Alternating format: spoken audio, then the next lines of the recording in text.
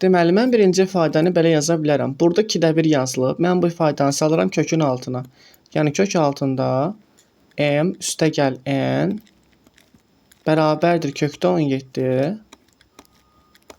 Digər ifadəni isə belə yaza bilərəm də. 1 bölünsün 2-də 1-dir. Yəni ona görə burada mənfi var, ona görə yazıram 1 bölünsün m çıxılsın n üstündə 2-də 1 müsbət qüvvətlə bunu biz buraya belə yaza bilərik. Bərabərdir 1 bölünsün, mən bunu yazıram neylə? Kökaltı ifadəni. M çıxaq n. Aydındır? O da bərabərdir nəyə? 1-ə. Onda mən deyirəm ki, gətirəm burada kökdə m üstə gəlinsin n. Bu formada yazdım. Bərabərdir kökdə 17 vurulsun 1 yaza bilərəm. Elə deyil. Çünki kökdə 17-ni 1-ə vursam, yenə də kökdə 17 eləyəcəkdir. Yəni burada 1 yaza bilərəm, vurulsun 1. Onda burada 1 vurulsun yaza bilərəm. Yəni bu fərq eləmir. 1-ə vuranda yenə də ədədin özünü verəcək sizə.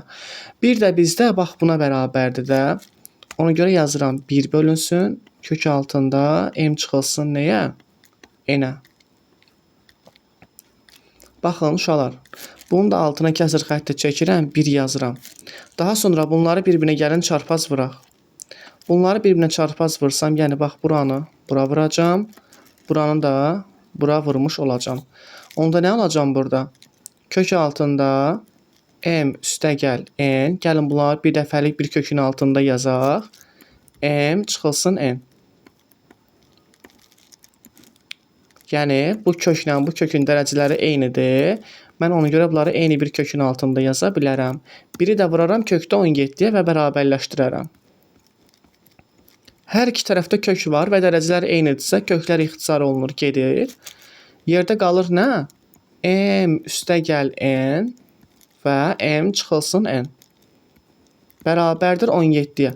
17 sadə ədəddir. Yəni 1-ə bölünür, bir də özünə bölünür. Deməli, bu ədədlərdən biri 17, biri isə 1-dir. O zaman böyük ədəd 17, kiçik ədəd isə 1-ə bərabərdir. Yəni toplayanda 17 eləyir bu ədədləri. Çıxanda isə 1 eləyir. M çıxılsın n-də 1-dir. Belə bir sistem qursam, tərəf-tərəfə toplasam, o zaman 2m bərabərdir 18. Buradan taparam ki, m olar 9. M-i 9 tapdım, gətirib burada yerinə qoyaram. 9-dan neçə çıxsam 1 eləyər. Təbii ki, 8 çıxsam 1 eləyər. 9-un üstünə 8 gəlsəm 17 eləyər. Deməli, n də bərabərdir nəyə? 8-ə.